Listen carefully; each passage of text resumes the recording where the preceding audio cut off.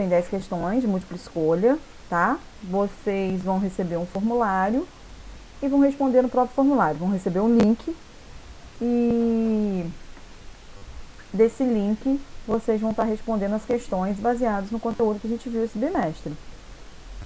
Qual o conteúdo? Semana de Arte Moderna, primeira geração modernista, tá? Principais autores e obras. Vamos lá. São 10 questões de múltipla escolha e vocês terão que responder a todas, tá?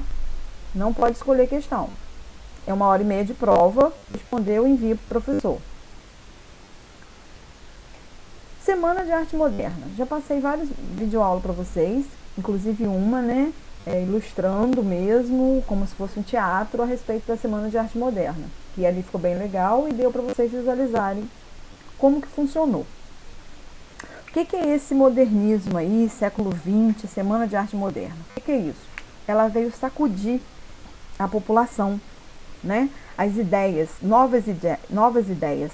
Ela veio romper com o passado, acabar com toda a estrutura do passado e liberar algo novo. Que algo novo é esse? Combate ao passadismo. Então ela veio combater com o passado, busca do novo. Que novo? A liberdade de forma, a liberdade de conteúdo. Então, que liberdade de forma é essa? Não se prende a forma alguma, a estrutura de verso, a quantidade de versos, de rima, não se prende a nada. Livre. Linguagem coloquial, uma linguagem próxima da sociedade, uma linguagem próxima da população, tá? Não usa aquele vocabulário culto. É ataque à burguesia, então faz críticas aos burgueses. Valorização do nacionalismo, nós vimos lá no romantismo que surge essa questão de valorizar o nacionalismo, valorizar, né, a pátria.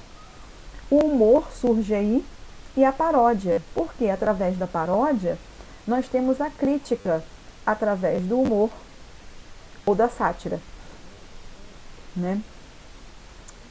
Temos aí também a linguagem cinematográfica, uma linguagem simples, concisa, objetiva, mostra a luta social, fala de regionalismo.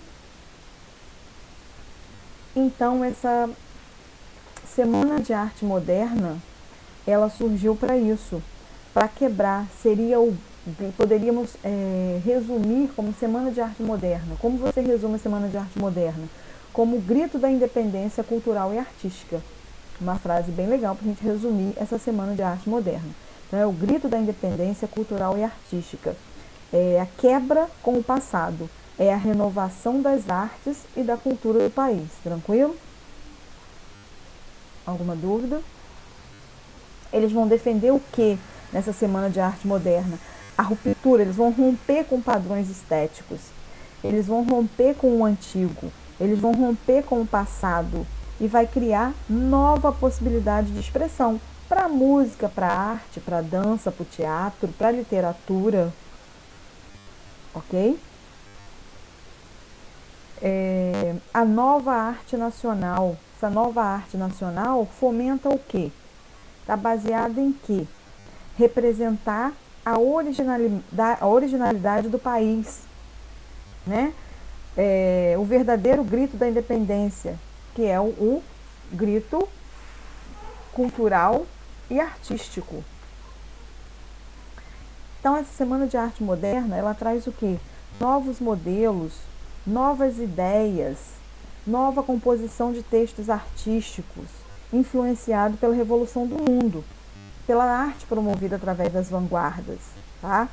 Nós temos aí Oswald de Andrade, Sérgio Millán, Tarsila do Amaral, Lazer Segall, que traziam o quê? Obras modernas, ousadas.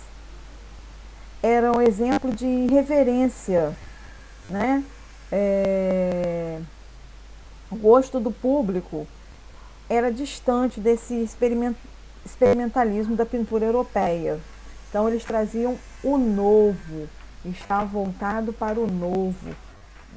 Não está preso às características dos estilos passados.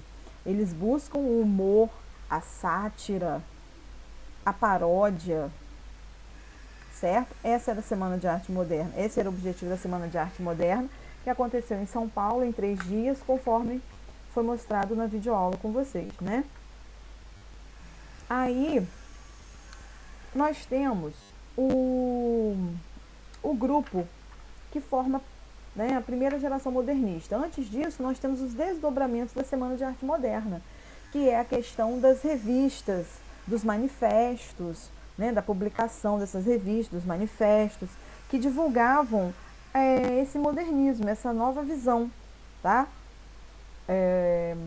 A revista Clachon, né, ela defendia o progresso na arte, era uma revista modernista e teve 9 exemplares. Os manifestos, que eram usados pelos artistas das vanguardas, publicados em jornais e revistas, mostravam ideias o quê? Revolucionárias ou inovadoras à produção artística. Então, ideias revolucionárias, ideias novas. Dentre esses manifestos, os que se destacaram foram o Pau-Brasil, Nhanguaçu, Verde e Amarelo e Antropófago. O Manifesto Pau-Brasil foi lançado, né, iniciado por Oswald de Andrade, e defendia a valorização da cultura brasileira através da expressão artística, principalmente na poesia, tá? Ele era contrário ao rebuscamento vocabular, né? Aí o Manifesto Nhanguaçu Verde e Amarelo, ele levantava a bandeira da Menotti Del Pitta, Cassiano Ricardo, Plínio Salgado, e eles eram oposto a Oswald de Andrade, ao defender o nacionalismo artístico pela valorização da cultura popular e negavam a influência estrangeira. Eles buscavam verdadeiras tradições, né?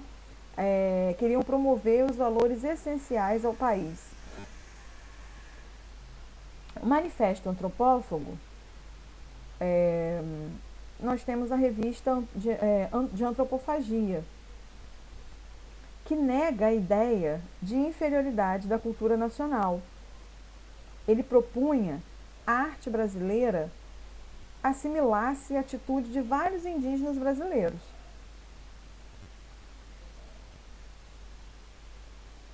O que mais nós podemos observar aí nesse conteúdo para a gente fechar para a prova? As gerações modernistas. Nós temos a primeira geração, que é a geração de 22, a segunda geração, que é a geração de 30, a terceira geração, que é a geração de 45. Mas nós vamos ficar para a prova apenas com a primeira geração, que é a geração de 22. Antes da gente falar da geração de 22, vou falar um pouquinho sobre as características do modernismo. Eles buscavam o quê? Vamos retomar aqui. Inovações estéticas, o novo, rompia com o passado, o nacionalismo crítico, construiu uma identidade artística própria, utilizando o humor e a ironia, por isso utilizavam muito a paródia. Defesa da brasilidade, olha o nacionalismo presente aí, valorizando o índio como herói brasileiro, a cultura indígena, a cultura popular, a língua popular, a cultura popular, o coloquialismo, o uso da norma padrão. Então, defendia a arte brasileira, defendia o popular, a linguagem popular, cultura e linguagem popular, o coloquial mesmo, a linguagem próxima à população. Não estavam limitados à norma padrão, tá? E a primeira geração modernista, nós temos aí essa página 31, que fala dos operários de Tarsila do Amaral, né, a obra de Tarsila, que são elementos que marcam a diversidade, né, presente, a diversidade também entre a classe trabalhadora. E a primeira geração, publicada na década de 1920, eles trazem o quê? São produções modernistas que estão incorporadas inovações estéticas da vanguarda, mantinham a visão crítica dos problemas da nação, do país. Então, isso era a herança dos pré-modernistas, eles mantinham essa visão crítica dos problemas da nação, tá? Dos problemas do Brasil. Eles se preocuparam em fazer o quê? em explorar a nova criação artística, combatendo a tradição literária.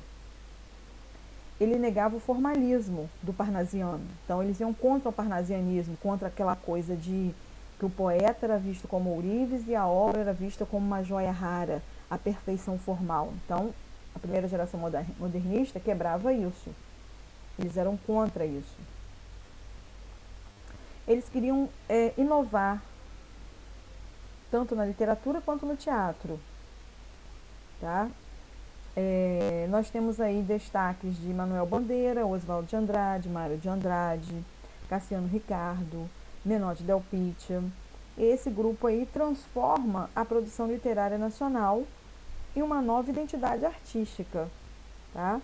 Ele liberta o país da condição de literatura colonial, da condição de literatura dependente das estéticas europeias. Eles querem ter a sua própria identidade. Então, basicamente, nosso conteúdo retrata isso. E aí vocês vão ficar diante de quê? Diante das videoaulas sobre Semana de Arte Moderna, da videoaula sobre a primeira geração modernista e uma videoaula que eu coloquei ilustrativa e bastante interessante, dá para entender legal, a respeito da Semana de Arte Moderna e esse fechamento aqui, basicamente das características, tudo bem? Tranquilo? Algum problema? Mesmo tendo caído a conexão aí da Beatriz, eu vou colocar no link, tá? Que aí vocês ficam por dentro do conteúdo e dá uma clareada. E qualquer dúvida é só me